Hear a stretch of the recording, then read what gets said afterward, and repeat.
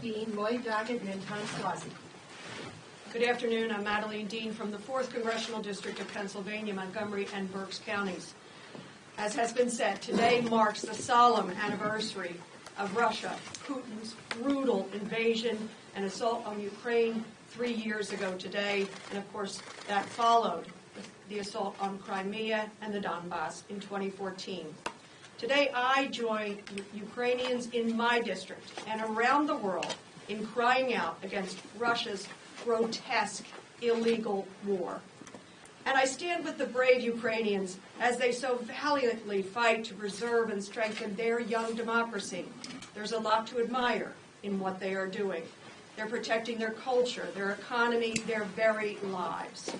My district in southeastern Pennsylvania is home to thousands of Ukrainians and Ukrainian Americans.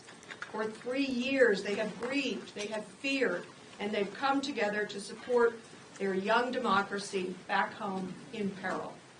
As a member of Congress representing thousands of Ukrainian Americans, as well as Ukrainian churches, cultural centers, businesses, and banks, I'm proud to have voted for the support that Congress has passed to bolster Ukraine in its efforts, some $175 billion, and for support for Ukraine, as everyone in this room knows, is support for our very country and our very democracy and national security. Because supporting our friend, our ally, a fellow democracy, is really supporting the United States and our democracy, our manufacturers, and those here who believe in freedom and democracy around the world. For 3 years, the United States has been indispensable in leading more than 50 nations in that fight. And has been pointed out today, I fear we are parting from that path. When we finally had more funding, I had the chance to take a trip, bipartisan trip, with 2 Republicans and 2 Democrats to Kyiv. It was April of last year. Literally, we left on the eve of that vote to get support to Ukraine.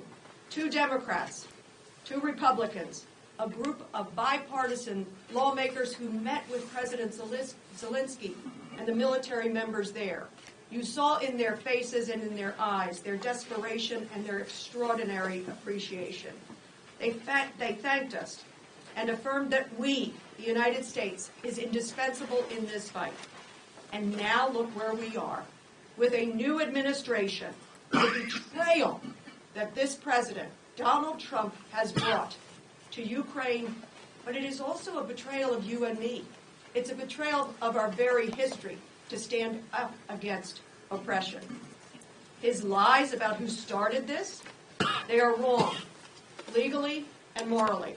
They are undemocratic, and they are unworthy of us. It is a lie, and it is a global embarrassment, only added to today by the shame of the UN vote. I call upon President Trump to reverse course. He is on a road of American weakness, a road we have never traveled, and I pray he gets off immediately.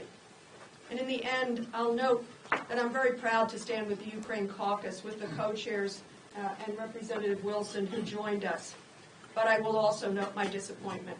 Where are our Republican colleagues calling out what has happened here and how the president, our president, has betrayed the votes that we cast, the monetary support and weapons support that we have brought, and the moral support that we have brought? I call upon all elected leaders, Republicans and Democrats, to speak up and demand better. Slava Ukraini, Heroem Slava.